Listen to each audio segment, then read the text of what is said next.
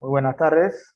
Hoy pues, le damos la bienvenida a esta tercera sesión de revisión de protocolos del Sistema Único de Manejo de Emergencia, eh, con lo cual hemos venido en tres sesiones revisando diferentes actualizaciones de los protocolos del sistema. Se ha hecho pues un trabajo con respecto a estos protocolos con los instructores bajo lo que es la Dirección de los Servicios Médicos y el Departamento pues, de Entrenamiento. Se han hecho múltiples consultas con libros, con artículos y con diferentes referencias pues, actualizadas y adicionalmente consultas pues, a diferentes expertos y especialistas porque nos han ayudado en esta actualización.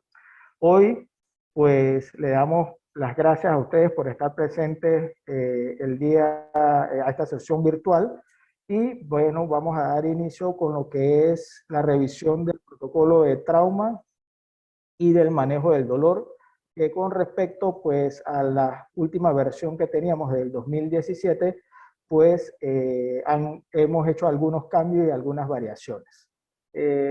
Estas revisiones, pues, son eh, avaladas por lo que es la Dirección de los Servicios Médicos, la doctora Annalise Robinson, pues y aprobada obviamente por el director ejecutivo pues, del sistema, ¿no?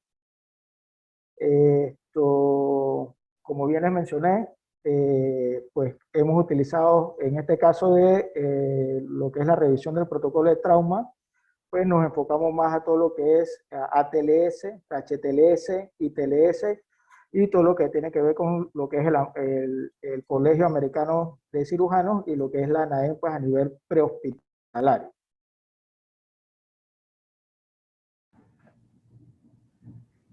Bien, entonces, básicamente, para dejar un poquito claro solamente el protocolo de trauma prehospitalario, que es el que hemos actualizado, está guiado por las guías del curso de PHTLS, principalmente, la 9ª edición, que es la más actualizada del 2020, apegándonos al nuevo concepto del XABCDE, y obviamente se consultaron diversos manuales, como por ejemplo el ATLS, que ya es para personal médico, el International Trauma Life Support, que también es una alternativa al PHTLS, y solamente un poco de historia aquí, el PHTLS no está correlacionado directamente con el ATLS.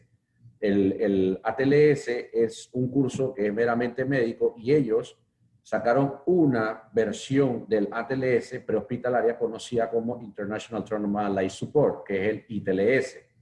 El PHTLS es un curso que evidentemente está creado por lo que es la National Association of Emergency Medical Technicians, que es la NAEM de los Estados Unidos, y esta básicamente nos guiamos. Tenemos también principalmente dos manuales de PHTLS, que es el que estamos presentando aquí, el civil, que es el de color azul, y tenemos también la versión militar, que hace bastante énfasis en lo que son, pues, obviamente, manejo de control de hemorragia, y se amplía bastante en esta parte en incidentes de arma de destrucción masiva, en incidentes múltiples heridos por tiradores activos y otros.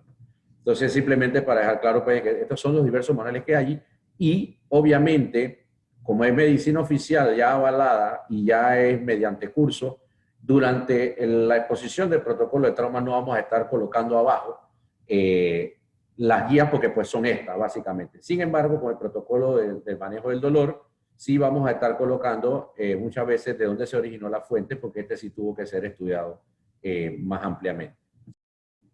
Bueno, obviamente estos son los dos protocolos que vamos a estar viendo. Protocolo del manejo del dolor, que en esta ocasión se ha fusionado e incluye pediatría.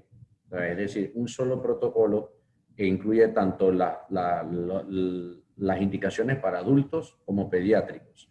Y el protocolo de trauma, que es el protocolo de trauma adulto. Estos son los que vamos a estar viendo. Así que a continuación vamos con el doctor Isen Abrego a ver lo que es el protocolo del manejo del dolor. Muy bien, recordar entonces aquí las interpretaciones de los diferentes colores que tenemos en el protocolo, dentro de los esquemas, las definiciones, pues aquí las pueden observar y en cada una de las revisiones y las 3 sesiones que hemos hecho, y cuando se tiene ya más adelante el protocolo impreso como tal o digital, tienen que poner atención en estas definiciones, ¿no? Los diferentes colores, ¿no? Por ejemplo, lo que representan las actuaciones que pueden realizar el TUM o el asistente de emergencia sin necesidad de contar con autorización médica. Y, los momentos en que TUM pueden considerar notificar al médico acerca de la situación de emergencia y los procedimientos que deben ser autorizados exclusivamente por el médico del centro de despacho. Y el rosadito, pues que indica lo que es la instalación de salud a la cual debe ser llevado al paciente, ya sea de segundo nivel o tercer nivel o un nivel más especializado. Con respecto al protocolo del manejo del dolor como tal, como bien mencionamos, pues ha sufrido una serie de modificaciones. Lo que bien comentó pues Javier, se procuró pues a juntar o unir tanto el protocolo de adultos como los protocolos pediátricos. Esto ha hecho que varió drásticamente con respecto a lo que se tenía con la última revisión del 2017 y fue reestructurado y se colocaron pues 3 niveles de dolor, ¿no? Dolor leve, dolor moderado y dolor severo. Aquí, pues, además de eso, pues tenemos lo que es la escalera analgésica de la Organización Mundial de la Salud 2017. Aquí pueden ver el link en el cual, pues, nos apoyamos para definir lo que es el dolor. Y este link, pues, se lo vamos a estar pasando por los mensajes, por el chat de mensajes, para que, pues, lo tengan y lo puedan revisar. Importante, pues estos son los cambios estructurales que hicimos, así en el protocolo del 2017. Hay algunas cosas que se mantienen con respecto al 2021, obviamente con la revisión pues, de los instructores, con apoyo de la doctora Oliveros, mi persona, y de algunos especialistas, pues logramos pues unir este protocolo y hacerlo de una manera un poco más amigable para adultos, para el manejo tanto en adultos como en pediátricos, ¿no? Como ven, pues se maneja siempre la evaluación ABC, la examinación del paciente, la anamnesis relevante, y se evalúa la intensidad del dolor, que puede ser una escala, como siempre lo mencionamos, del 1 al 10, básicamente siendo 10 el mayor dolor que ha tenido la persona pues, en su vida, y de ahí se puede clasificar, pues es un dolor leve, moderado o severo, siendo leve del 1 al 3, moderado del 4 a 6 y severo del 7 a 10. O también, pues se puede hacer una escala visual que la pueden buscar en sus equipos Android o iPhone o cualquier equipo digital pues que tenga al momento, por ejemplo, si es un niño, para que por medio de las caritas o algo, pues él nos puede indicar qué tan intenso pues tenga pues el dolor.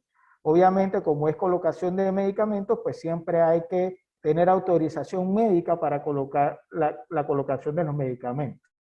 Aquí vamos a ir viendo pues que en el dolor leve, pues tratamos de colocar lo que es el paracetamol IV, que todavía, pues que en el 2017 pues no estaba dentro pues de la utilización, pero es un medicamento pues que aporta mucho pues a los pacientes porque tienen dolor, que se puede utilizar tanto en pacientes que son alérgicos a AINES y se utiliza mucho en lo que es niños, ¿no?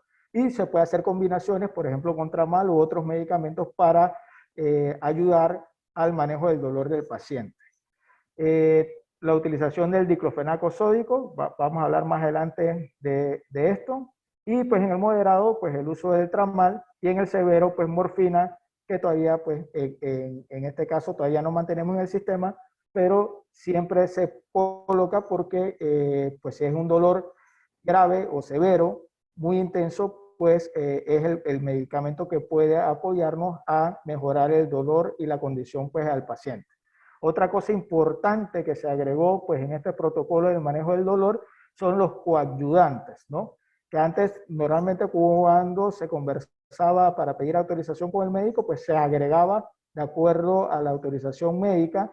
Sin embargo, pues aquí lo estamos poniendo pues ya de lleno algunos coadyuvantes que vamos a revisar lo siguiente.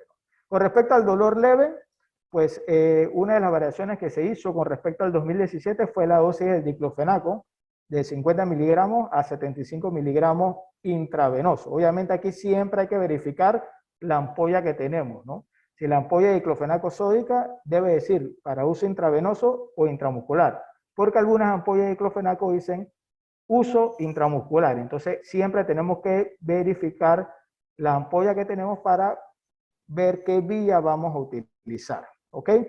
Y lo otro, pues, es el paracetamol, como bien les comenté, estamos, pues, ingresando a lo que es el manejo del dolor, lo que es el paracetamol intravenoso. A nivel de adulto, 1 gramo intravenoso.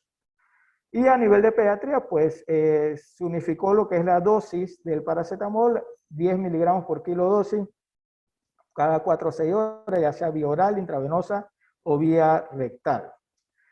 Básicamente lo que se hizo fue con el paracetamol a nivel pediátrico fue estandarizar pues la dosis, ¿no? Tanto a nivel vía oral, intravenoso o rectal. Obviamente si nos vamos por medio del sistema a tener paracetamol IV, pues por lo menos utilizarla pues IV si en grado caso tal contamos con el paracetamol intravenoso. Si no, y llegamos por ejemplo a una casa que los familiares tienen su paracetamol, entonces por lo menos con la dosis y siempre bajo el criterio médico, la autorización médica, pues al momento, ¿no? Aquí pues hay parte de lo que es la bibliografía que utilizamos para la revisión de estos medicamentos como tal. Con respecto al paracetamol, el punto 7, pues ahí vimos, la idea es pasarlo más o menos en 15 minutos, tanto en adultos como pediátricos, y no es recomendado en menores de 3 meses por el efecto techo, pues, que mantiene pues el paracetamol. Con respecto al dolor moderado, que ya catalogamos de 4 a 6 de acuerdo a la escala, pues tenemos el tramal, 1 miligramo por kilo, ya sea intravenoso o subcutáneo, pues en adulto. Con respecto al adulto, pues el punto 9, pues hablamos que puede ser una dosis que puede ir entre 50 a 100 miligramos, de acuerdo a el peso pues, que tenga pues, el paciente. Después de haber pasado la primera hora, se puede administrar una segunda dosis, una dosis adicional de más o menos 50 miligramos cada 20 minutos si el paciente todavía continúa con dolor, pero procurar no pasar de 250 miligramos. ¿De dónde salió esto? Pues aquí tenemos el vademecum, el ANS y también lo que es la ficha propia del medicamento, como tal del tramadol, el cual pues da estas indicaciones. Si el paciente, el tramal, pues puede causar náuseas y nuevamente pues lo unimos con el dimenhidrato para evitar pues que el paciente contenga muchas náuseas. Eso obviamente, normalmente las náuseas le da a los pacientes que tienen un dolor leve y de pronto dice que es muy intenso y entonces va a provocar este efecto de nauseoso en los pacientes. En el pediátrico lo dejamos en 1 miligramo por kilo, o sea, tanto en adulto como en pediátrico, 1 miligramo por kilo. Aquí sí, pues cada 8 o 12 horas, y si es dolor moderado, pues agregamos lo que es el diclofenaco sódico como tal. En dolor severo, en adulto, pues la morfina de 2 a 4 miligramos IV. Al momento, pues en pediatría, dejamos solamente pues el uso de lo que es el tramal, 1 miligramo por kilo dosis. Sin embargo, sí es cierto que se puede usar la morfina en pacientes pediátricos, pero pues consideramos que estamos en un ambiente pues prehospitalario que a nivel pues intrahospitalario pues ya se puede manejar pues el uso de la morfina en pacientes pediátricos como tal.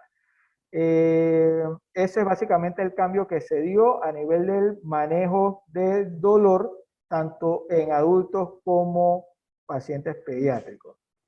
Importante con la morfina, precaución en aquellos pacientes que tienen la tensión arterial sistólica por debajo de 90 milímetros de mercurio, porque obviamente es un hipotensor, un vasodilatador. Y en adultos también, si en grado caso tal no contamos con morfina, se puede utilizar ketamina para lo que es el manejo del dolor. 0.1 a 0.3 miligramos por kilo IV o una dosis de 50 a 75 miligramos intramuscular. ketamina para el dolor. Eso se puede utilizar y está pues bien descrito, lo escriben el PHTLS, el ANS, para lo que es el manejo del dolor. En caso de sobredosificación de pacientes, por ejemplo, con morfina, pues ahí nos vamos al protocolo de intoxicación por opiáceos y utilizamos pues el antídoto como tal. Tanto para la morfina como para el tramal, pues utilizamos el dimenidato para evitar que el paciente pues tenga algún tipo de efecto adverso como náuseas como tal. En pediátricos, pues recordar que mayores de 2 años, la dosis es 1.25 miligramos por kilo de peso intravenoso intramuscular del dimenidrato. Es importante también al momento se añadió algunas otras consideraciones porque hay diferentes tipos de dolor. O sea, normalmente en el protocolo de 2017 y los protocolos anteriores desde que nació el Sistema Único de Manejo de Emergencia, siempre el manejo del dolor se enfocaba más que todo a trauma, pero dejábamos por fuera algunos otros dolores que son importantes.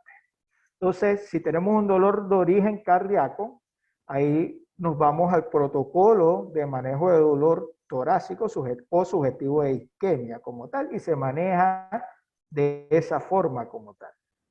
Si el protocolo está asociado a un trauma o el dolor está asociado a un trauma, pues nos vamos a enfocar al protocolo correspondiente, que es el que vamos a revisar a continuación. Y ahí debemos estar claros que no solamente, pues, por ejemplo, si es un dolor por accidente vehicular, caída, sospecha de fracturas, luxaciones o algún otro tipo de trauma, pues no solamente es el manejo con medicamentos, sino que también algunas otras medidas como inmovilización de la extremidad, inmovilización cefalocaudal, el uso de fijaciones, vendajes, nos puede ayudar a mejorar el dolor del paciente. Bien, con respecto al dolor neuropático, que es importante que siempre lo dejábamos por fuera, y sin embargo nosotros vemos este tipo de pacientes que tienen radiculopatías, dicopatías, o sea, son aquellos pacientes que de pronto tienen una cervical, una lumbalgia ya crónica, que sabemos que tienen una hernia discal, o aquellos pacientes con neuropatías diabéticas, pacientes oncológicos, como tal, entonces este tipo de pacientes también hay que manejarle el dolor. Sin embargo, en los protocolos, pues del 2017 hacia atrás, no estaban incluidos este tipo de pacientes porque, como bien mencioné, estaban más enfocados hacia los pacientes con trauma, ¿no? Importante, el del dolor neuropático, pues si existen datos de radiculopatía base, considerar la administración de coayudantes tipo corticoides. Y ahora más adelantito vamos a ver la dosis de este tipo de medicamentos.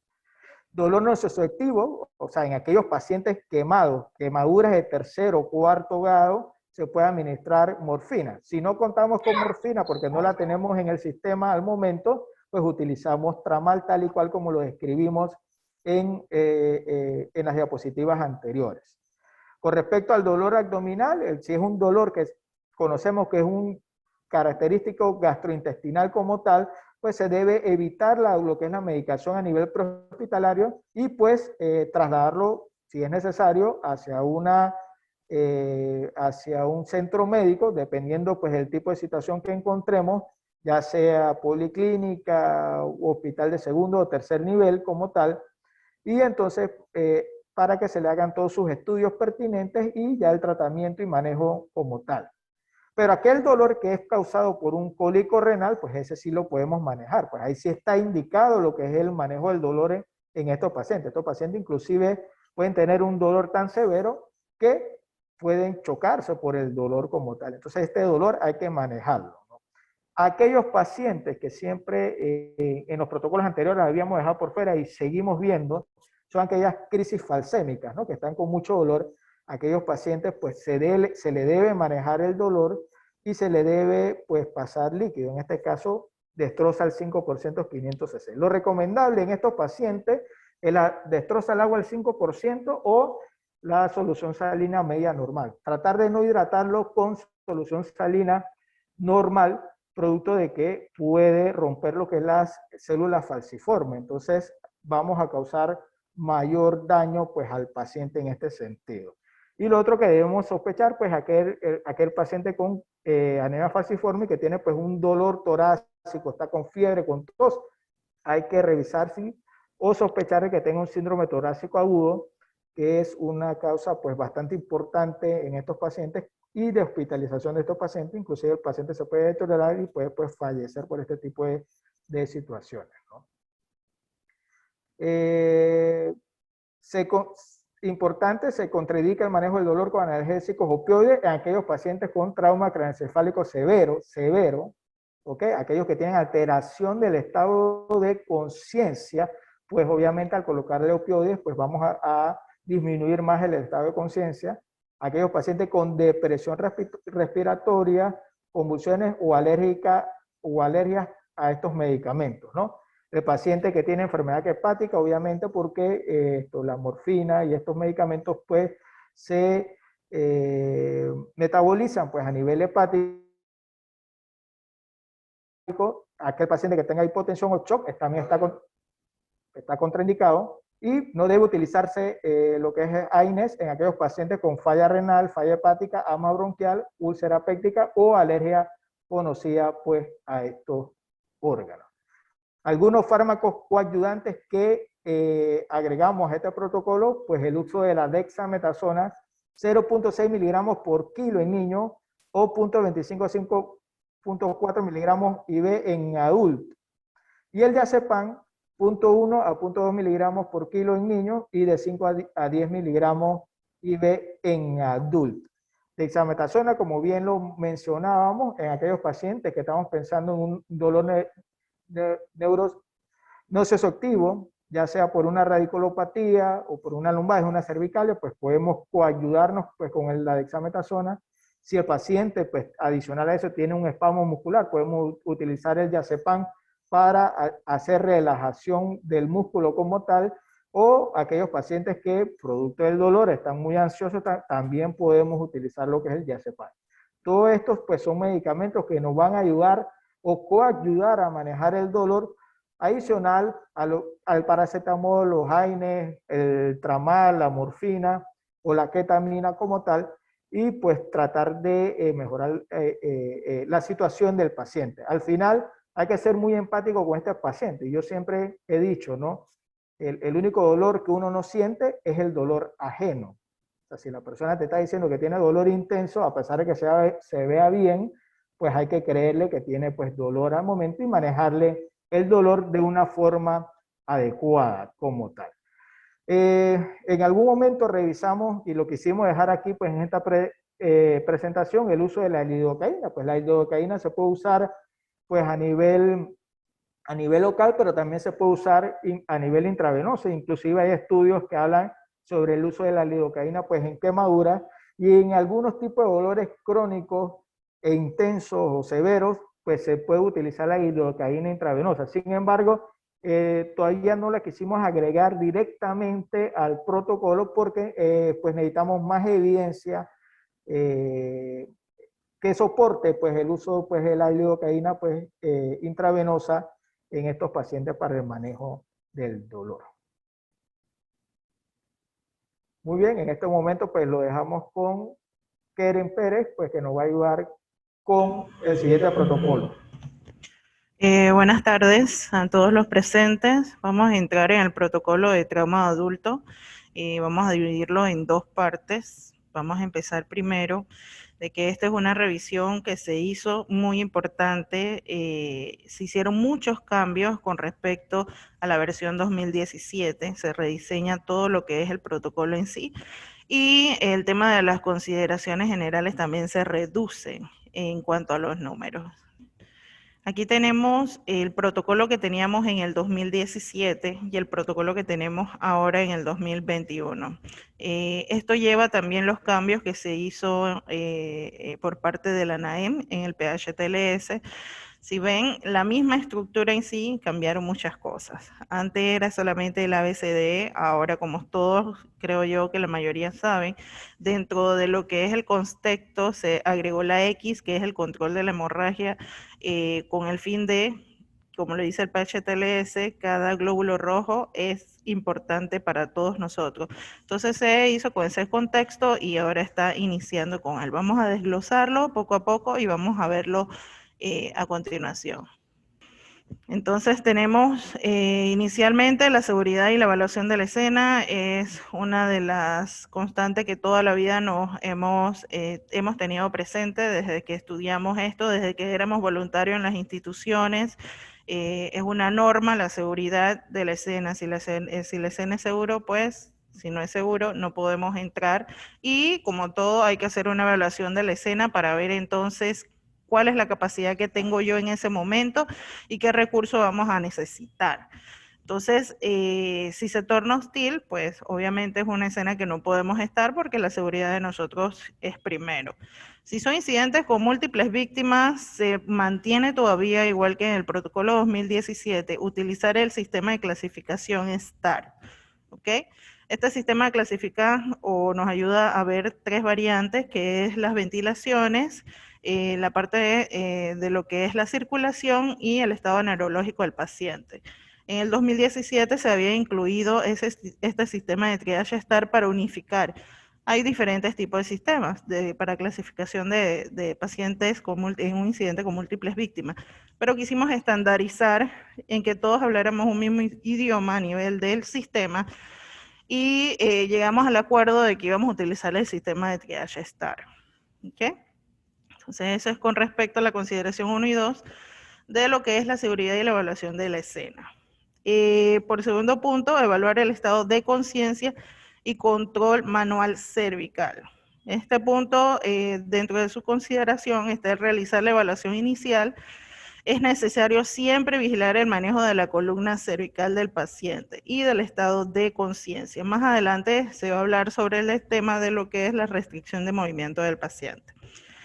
Ante la presencia de trauma, pues, gracias Ixa, ante la presencia de trauma, se debe alinear la columna cervical en lo posible. Si vemos en algún tipo, como siempre lo hemos estudiado, si hay resistencia, si hay dolor, pues no podemos inmovilizar ni alinear completamente esa columna cervical, así que solamente colocaríamos la férula en el área de la forma que podamos inmovilizar al paciente, si no, simplemente restricción manual de la columna cervical. El control de la hemorragia, nuestra X. Sí, en el caso de hemorragias exsanguinantes en el tronco, cabeza y cuello, controlar con presión directa. ¿Ok? Se debe realizar empaquetamiento de las heridas, si tenemos heridas en el área de cuello, en el área de las axilas, en el área de la ingle, y si en algún momento pues no tengamos un torniquete y tenemos una herida en las extremidades, que puede ser que ponga en peligro la vida del paciente, pues también podemos realizar el tema de lo que es empaquetamiento, ¿ok? Si también tenemos una herida que pone en riesgo la vida del paciente y tenemos torniquete, tenemos que ir inmediatamente a utilizar el torniquete para evitar lo que es la pérdida de sangre en este paciente, ¿ok?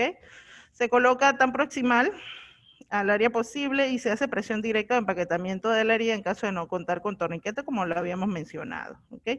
Esto está en el PHTLS 9ª edición, ahí está la referencia, capítulo 6, evaluación y manejo de pacientes, capítulo 21, atención de traumas en áreas naturales, y también el contenido de destreza específica, aplicación de CAT en extremidades superior e inferior.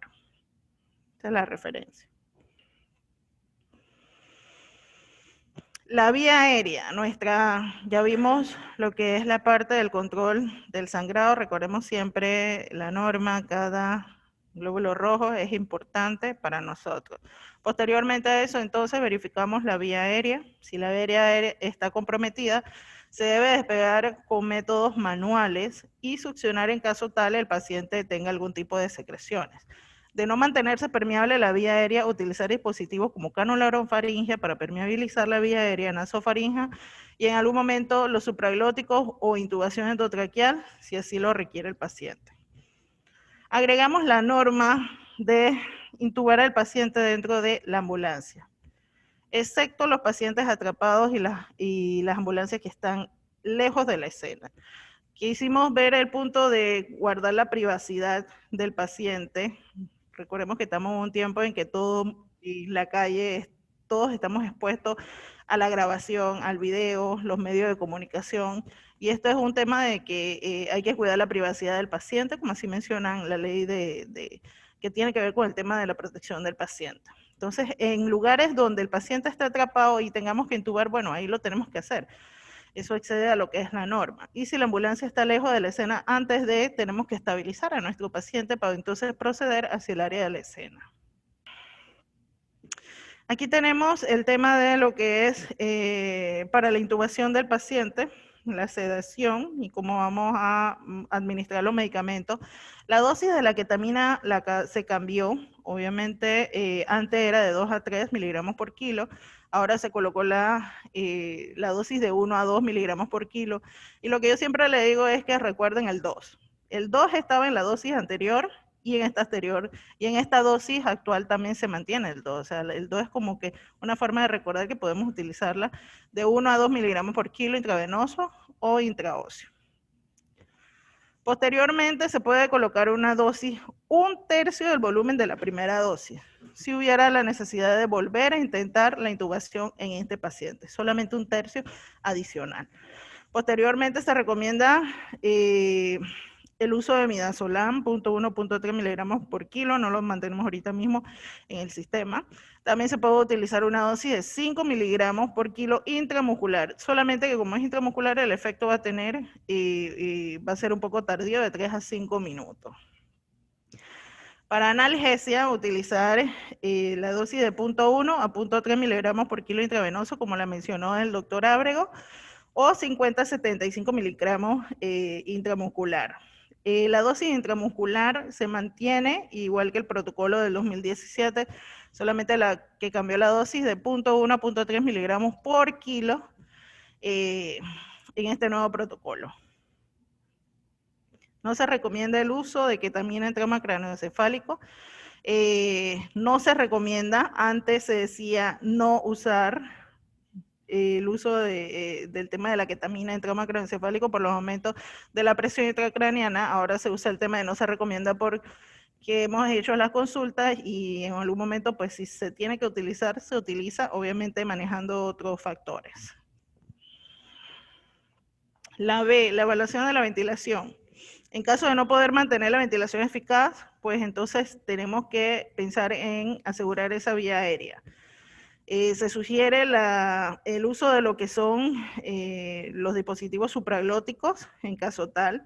Si las ventilaciones no están funcionando, y siempre esas ventilaciones o ese dispositivo bolsa, válvula, mascarilla tiene que estar conectado a una fuente de oxígeno para administrar mayor cantidad de oxígeno al paciente.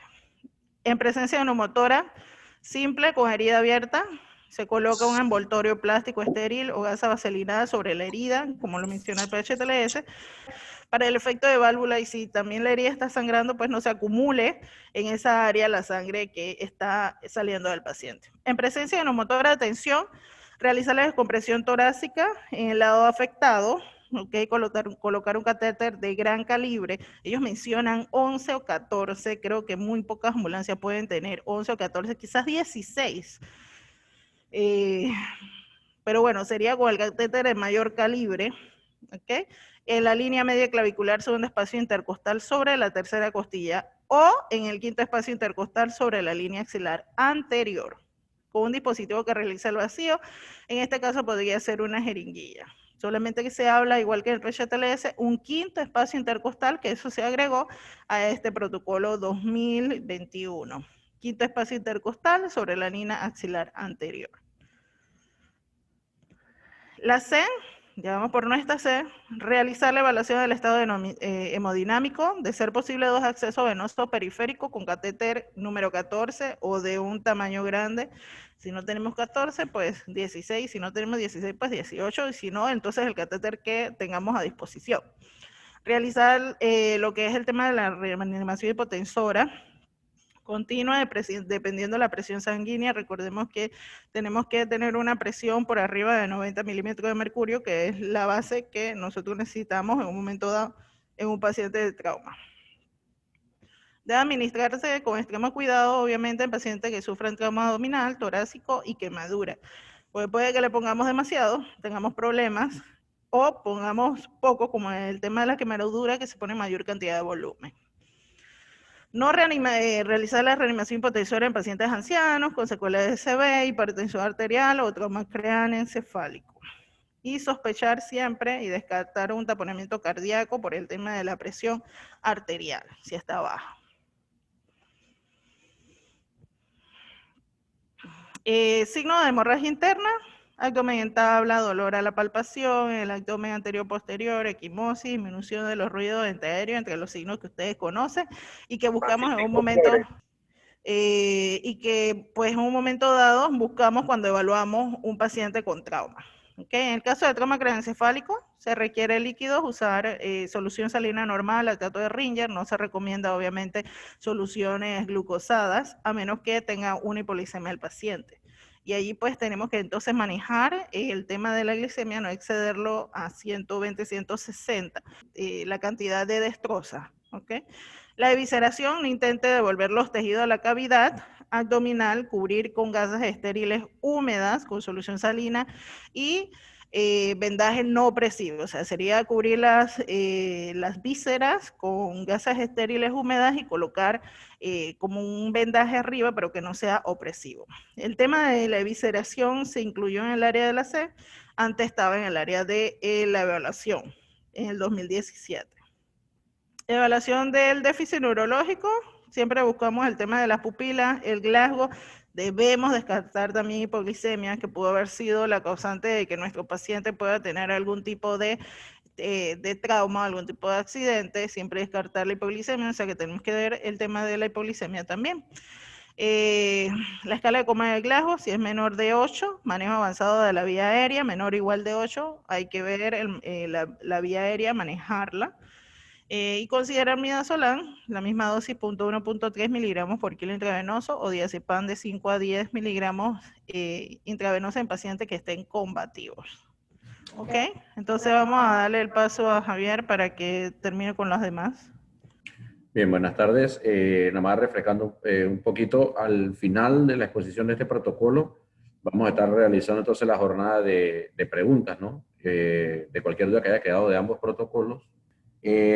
Adicionalmente, para los que se acuerdan del protocolo 2017, van a ver que ahí hubo un cambio estructural, pero también un cambio en cuanto a la manera de ordenar la información. Es decir, en el protocolo 2017 antes se separaban los ítems según el trauma en sí. Por ejemplo, para trauma craneoencefálico, y íbamos desglosando los ítems que se iban viendo dentro de la A, la B, la C, etcétera, ¿no?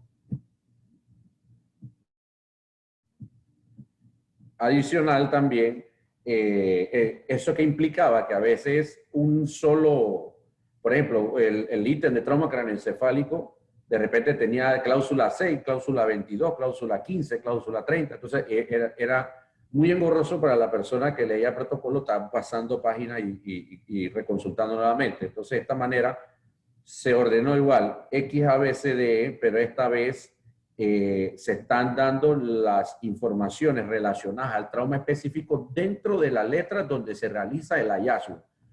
Por ejemplo, Keren obviamente habló del AC, habló del taponamiento cardíaco, porque evidentemente yo me pudiera dar cuenta de esto dentro de esa consideración, ¿no? Entre otras cosas, ¿no? Entonces, ya habíamos visto entonces lo que era la D del déficit neurológico. Recuerden siempre el manejo de la vía aérea con un Glasgow menor o igual de 8. De hecho, ya eso se considera un trauma craneoencefálico grave. Bien, en cuanto a la exposición del paciente, evidentemente debemos procurar evitar la hipotermia a medida que realizamos la exposición. Nosotros muchas veces lo que hacemos es que exponemos al paciente y lo dejamos expuesto. Entonces hay que obviamente volver a abrigar a este paciente con su respectiva prenda que tenía, en tal caso, ¿no? Para evitar lo que es la hipotermia, ¿no? Nada más deberíamos exponer entonces las partes que están severamente lesionadas, que son las que vamos a tratar. En cuanto al objeto que esté empalado, inmovilizar el objeto al cuerpo del paciente y evidentemente no extraer. Tenemos en una casilla aparte lo que es considerar la restricción de movimiento espinal. Recordemos que en 2020 también, principio del 2020, casi final también del 2019, se estaba hablando del nuevo concepto de la restricción de movimiento espinal, que se decía que uno en la inmovilización de lo que es la inmovilización espinal, uno no logra inmovilizar completamente a la persona.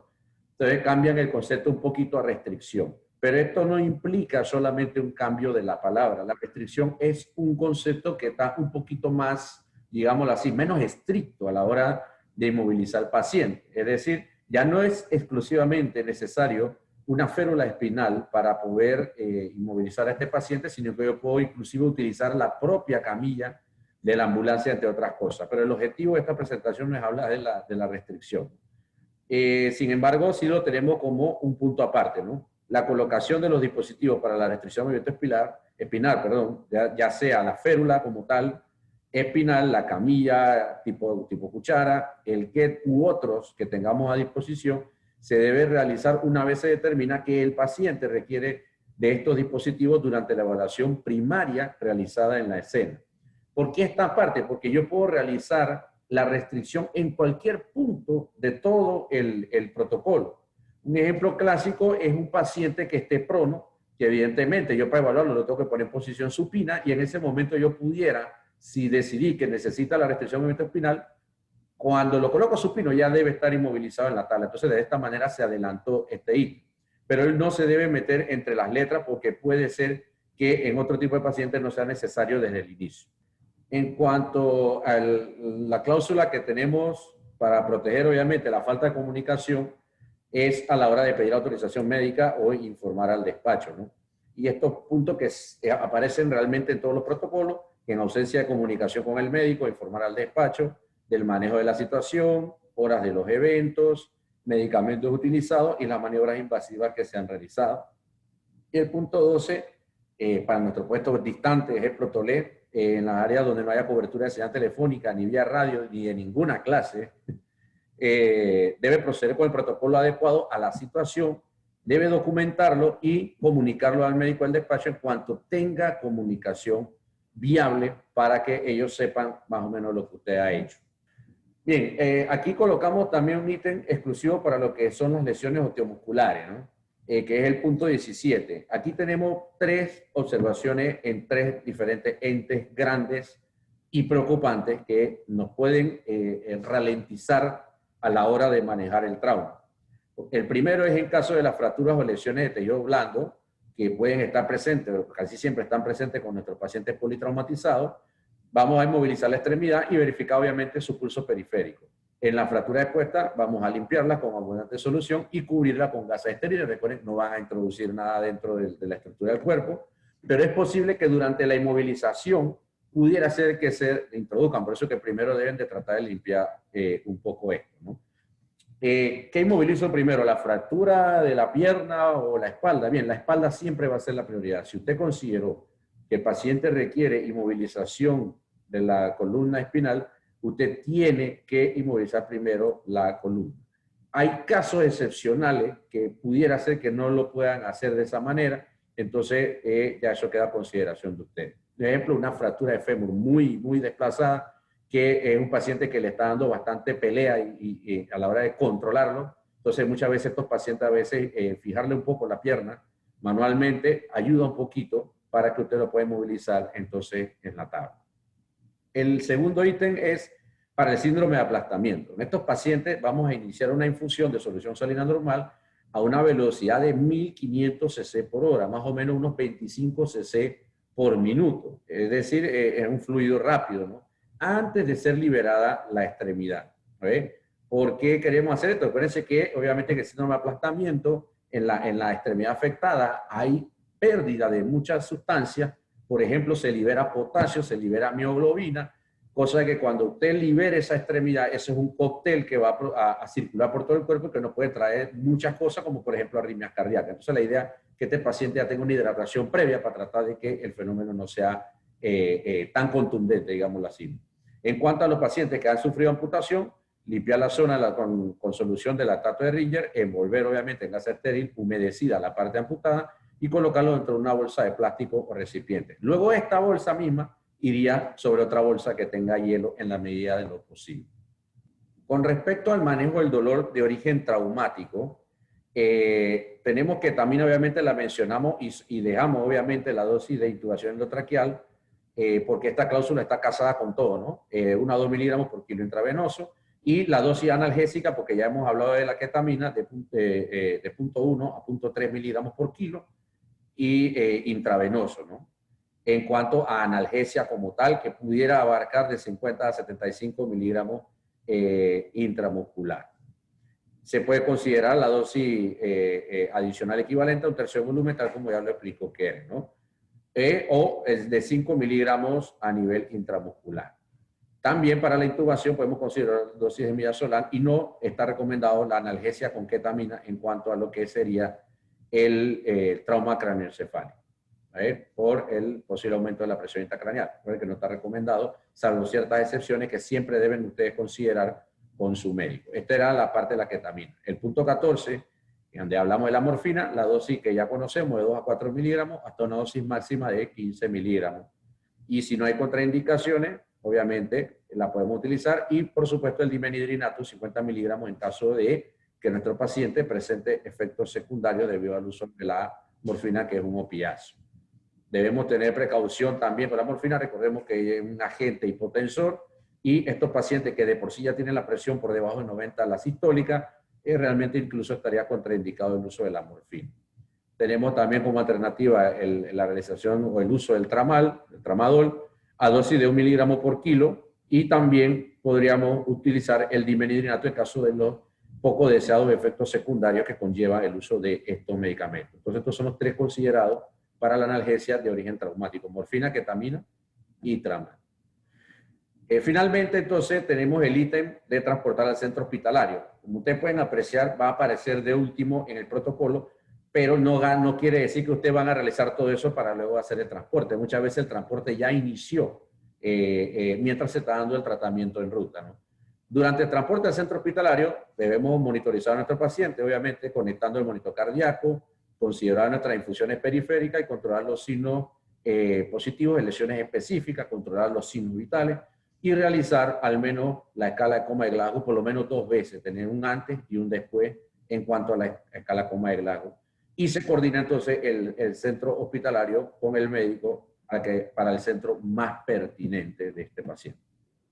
Bien, entonces, obviamente nosotros describimos el protocolo por completo para que se pueda apreciar. Recuerden, no es un manual, porque si le metemos muchas cosas ya se va a volver entonces un manual. Así que, por lo tanto, esto recoge los puntos más importantes. Quizá alguien pregunte que, no dijo cuándo va a hacer la evaluación secundaria, por ejemplo, porque este no es el objetivo de un protocolo. El objetivo de este protocolo es guiarlo en los puntos más relevantes de la enfermedad, la patología o el incidente traumático que estamos viendo. ¿Okay?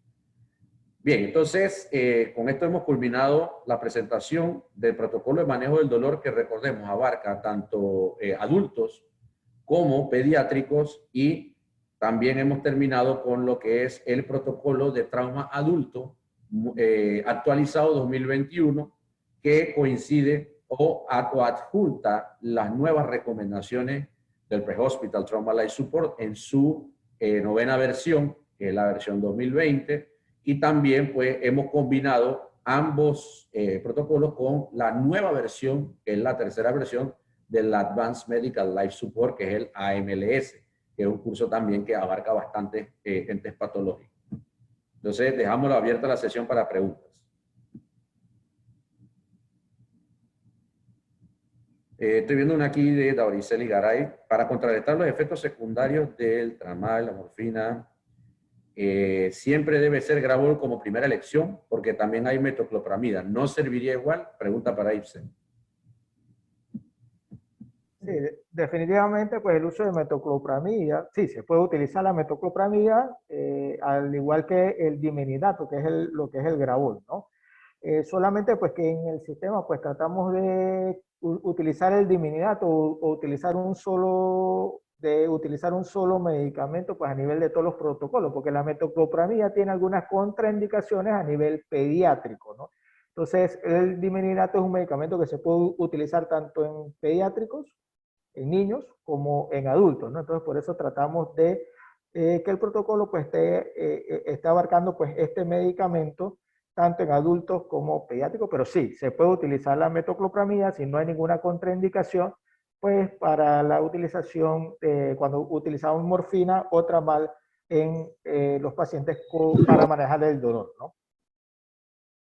Bien, agregando un poquito también sobre lo que es la metoclopramida, era un medicamento que nosotros utilizamos bastante, pero evidentemente muchos estudios hace algunos años ya fueron demostrando de que habían alguna serie de problemas con respecto en los pacientes pediátricos. Hablábamos del famoso síndrome extrapiramidal e inclusive llegó a tal nivel que llegó a ser inclusive contraindicado, por ejemplo, el lactante, un ejemplo, ¿no? O sea, que no está recomendado. Entonces, evidentemente, nosotros tratamos de utilizar un medicamento que me sirva y que tenga menos contraindicaciones o menos efectos adversos, y en este caso, obviamente, sería el Gravol. Sin embargo, esto no descarta el uso de lo que sería la metoclopramida, ya que este medicamento, no lo vamos a negar, también tiene muy buenas prestaciones en cuanto a lo que es el control de la emesis, pero evidentemente lo tenemos también como una posibilidad. Hay una pregunta que dice, pregunta Yaxari Quintero, ¿qué es el efecto techo? Bueno, básicamente el efecto techo.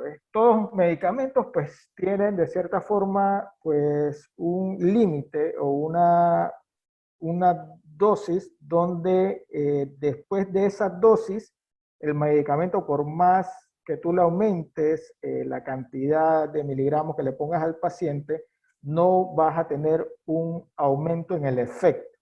¿Qué quiere decir eso? Por ejemplo, si yo tengo, por dar un ejemplo, si yo tengo voy a dar diclofenaco sódico vía oral 50 miligramos, digamos un ejemplo, pero ese medicamento le funciona para el dolor, no le mejora el dolor, pero le sigo dando 100 miligramos, 150 miligramos, 200 miligramos, pues al mismo momento, a pesar de que yo esté aumentando la dosis del medicamento o los miligramos que le estoy dando al paciente, no va a mejorar o no va a tener el efecto de disminuir el dolor. Ese es básicamente el efecto techo y puede ocurrir no solamente con los medicamentos para el dolor, sino con cualquier otro tipo de medicamento, inclusive con antibióticos y otros medicamentos adicionales. Bien, hay otra pregunta. ¿En qué eslabón de manejo del dolor consideramos la dipirona magnésica, leve o moderado? Bien, como yo había explicado al inicio también, después se me puede agregar algo, como ya había explicado al inicio, ella está como una opción al uso del diclofenaco, y obviamente el diclofenaco está contemplado también en el eslabón leve. Así que en caso de no haberlo, podemos tenerlo también en el eslabón leve como consideración el uso de la dipirona. ¿Algo más que agregar, Isa? El tema de por qué no aparece directamente la dipirona dentro de lo que es el contexto del manejo del dolor y la diclofenaco, ya pues desde el protocolo anterior se había tocado ese tema con uno de los farmacéuticos que estuvo por aquí, y es el hecho de los efectos que tiene la dipirona. La dipirona tiene mayores efectos a nivel cardiovascular, o sea, en cuanto a la presión arterial y otro tipo de efectos que el diclofenaco. No se ha sacado, está en el punto 8 dentro de la presentación del protocolo, porque yo también soy de las personas que considera que la dipirona alivia bastante el dolor.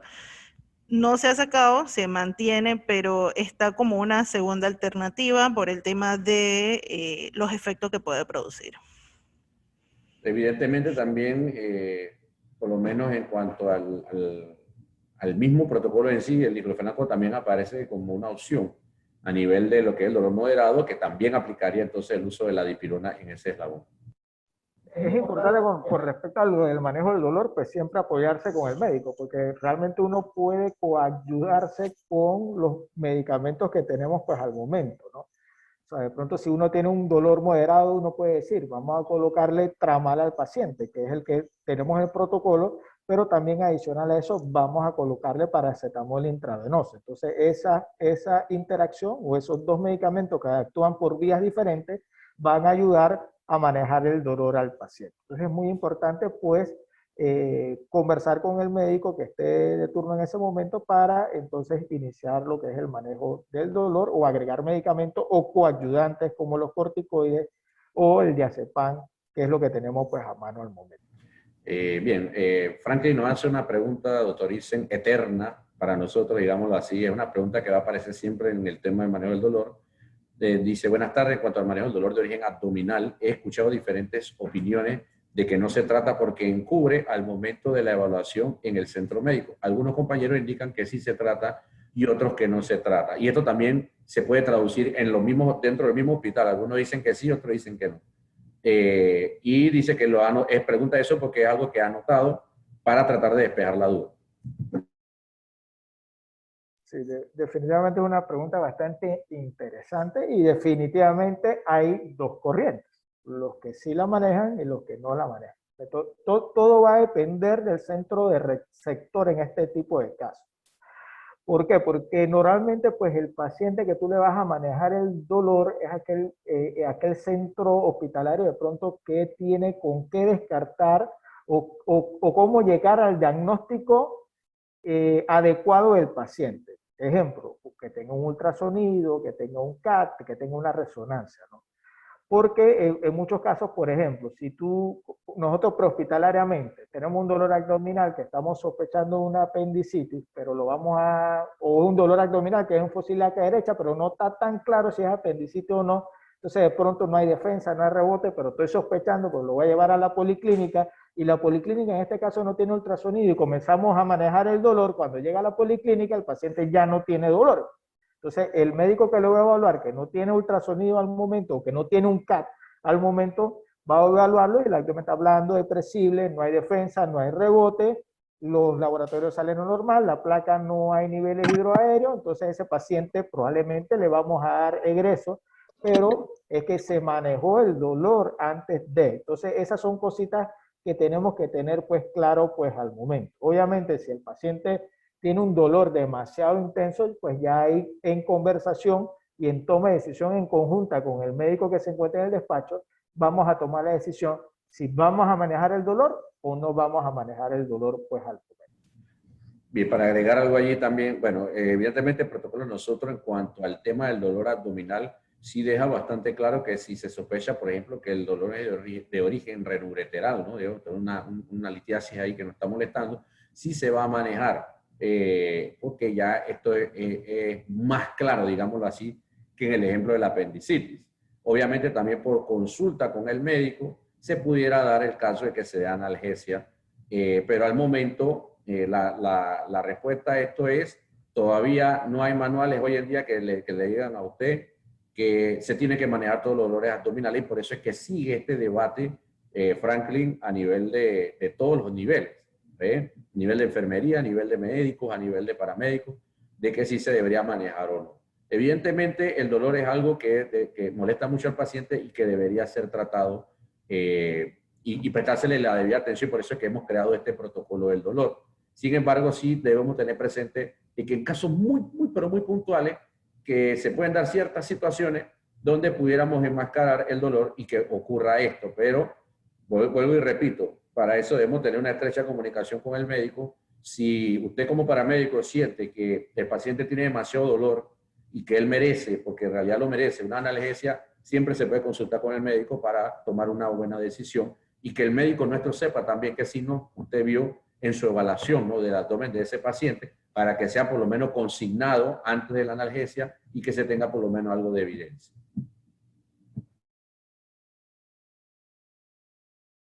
Dice Stowe de Autopista, en cuanto a la intubación orotraqueal para el trauma craneoencefálico con Glasgow igual o menor de 8, es siempre y cuando las ventilaciones del paciente no sean efectivas y estemos del hospital. O sea, es una pregunta cierto, y si es cierto o falso, digámoslo así. En realidad, todo paciente que tenga Glasgow igual o menor de 8 y que ventile bien, lo vamos a intubar de todas maneras. O sea, ¿por qué estamos intubando a este paciente? Porque este paciente con este Glasgow no tiene la capacidad de proteger su vía aérea y está expuesto a que, por ejemplo, si hay un reflujo o algo, sufra broncoaspiración. Recordemos que esto es un nivel de coma preocupante y puede que sus reflejos protectores no estén íntegros y por lo tanto siempre está indicado, o sea, si lo ven en los manuales sí son tajantes, intubación Glasgow igual o menor de 8. No dice si está respirando bien o está respirando mal. Si tiene Glasgow igual o menor de 8, se tiene que intubar. Stop. Hay una pregunta, en aplastamientos, mientras liberan la víctima, el uso de administrar solución es para iniciar algo para disminuir las probabilidades de agravar la condición del paciente por el tema de la rhabdomiólisis o también para algo más. A este paciente le podemos ayudar con medicamentos para el dolor en esta parte antes de ser liberado.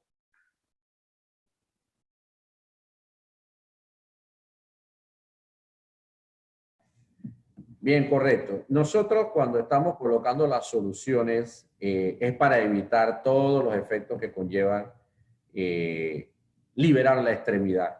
Obviamente, como hablé de liberación de mioglobina y todo lo demás, estamos hablando de que puede haber rhabdomiólisis y todas estas cosas.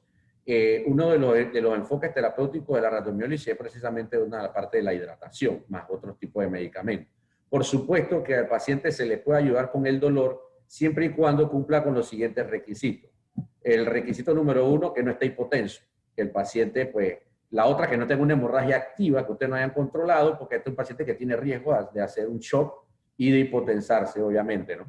Y, obviamente, de que el paciente no tenga contraindicaciones al mismo analgésico que estamos considerando utilizar para este paciente. Por supuesto que conviene realizar analgesia con este paciente y por eso también está en el protocolo de trauma como una cláusula aparte, porque usted lo puede considerar en todos sus pacientes de trauma. De nada, Javier, y de nada esto que copió el mensaje. Bien, no sé si alguien tiene alguna pregunta, duda, comentario. Que si pueden presentar el protocolo de trauma otra vez, dice. Dani. No sé, Dani, por efecto del tiempo que tengo yo acá, si de repente te lo envío, porque presentarlo de nuevo son varios slides. A menos que haya algún slide específico, Dani, que necesites saber. Yo creo que está hablando ese del que aparecía 2021-2017. Hacía la comparación entre ambos y aparece el general. Creo que era ese. Dice que exacto. Vamos a colocarlo, pues. Bien, mientras el doctor Isen lo ubica, no sé si alguien tiene alguna duda más que la pueda ir colocando en el chat. Están en toda la libertad de hacerlo. Bien, vamos a ver entonces el protocolo.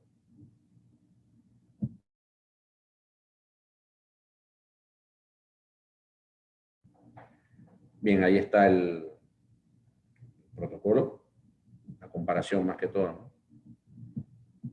Se inserta, pues, obviamente, el XAB, la X, ¿no? Del exsanguination y demás. ¿Lo viste, Ani? Igual los protocolos ya están firmados, así que ya se van a estar mandándole diferentes grupos de WhatsApp y en las diferentes aulas del Classroom. En el día de hoy se van a estar subiendo.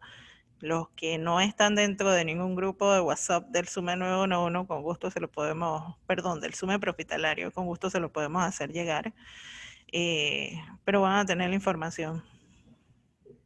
Listo, Dani. Gracias a ti. No sé si alguien tiene alguna otra pregunta, alguna otra duda con respecto a ambos protocolos.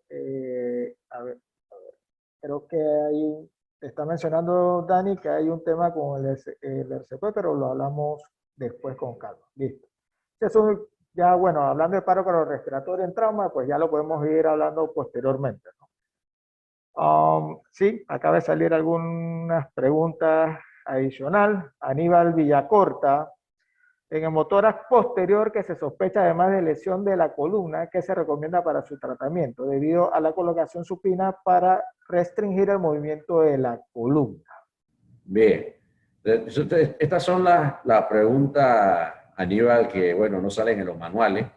y que toca pues uno utilizar el sentido común, la improvisación y demás en aras del paciente. Obviamente nosotros en el momento de que supongamos que este paciente tiene que ser inmovilizado en la férula espinal, yo puedo realizar el vendaje, pero procurar que no sea ocluido en su totalidad la herida. ¿Está bien? Le puedo hacer vendaje en los 3 lados si le funciona y colocarlo sobre la tabla, pero que no quede totalmente obstruida por la misma tabla. Pudiera ser que le coloque algo que le eleve un poquito allí sin que afecte la alineación de la columna cervical.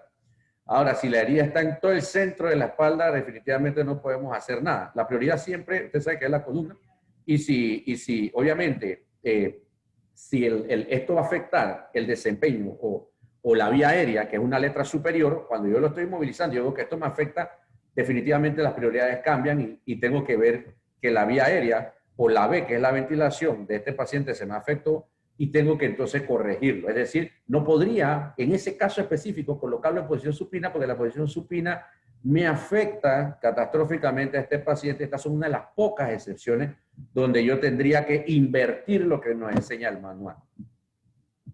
Casos raros. Igual, es como ver paciente que tenga una herida por arma blanca y que también tenga incrustado pues el arma, ¿no? En el mismo nivel de la espalda, ahí estaría también obviamente contraindicado ponerlo en supino y tendríamos que llevarlo excepcionalmente pues por ejemplo, en posición pro. Muy bien, si alguien tiene alguna otra pregunta, duda, comentario. Muy bien, gracias a todos. Hemos tenido pues una sesión creo que bastante buena. Agradecerles a todos. Hemos tenido pues personas conectadas de Chiriquí, Azuero, de Colón, de Panamá Oeste, de Panamá, así que bomberos, Cruz Roja y de otras entidades gubernamentales como tal conectados, ¿no? Y estudiantes de técnico de urgencias médicas. Así que muchas gracias a todos por conectarse. Un saludo, un fuerte abrazo y nos vemos en la próxima sesión.